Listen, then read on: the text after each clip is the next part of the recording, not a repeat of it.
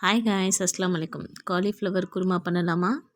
அதுக்கு onion, tomato, capsicum, carrot, potato, cauliflower cut பண்ணி வச்சுருக்கேன். இப்போது ஒரு குக்கரில் ஆயில் ஆட் பண்ணிக்கலாம்.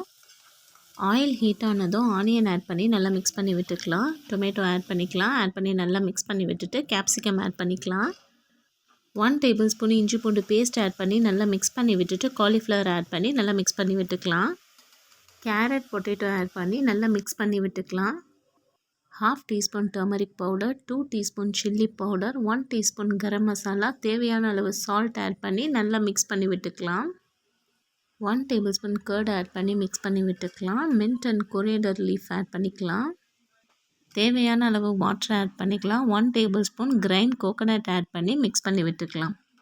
குக்கரை க்ளோஸ் பண்ணி 2 விசில் விட்டு இறக்குனா சூப்பரான காலிஃப்ளவர் குருமா ரெடி. ட்ரை பண்ணி பார்த்துட்டு எப்படி இருக்குன்னு கமெண்ட் பண்ணுங்கள். தேங்க்ஸ் ஃபார் வாட்சிங்.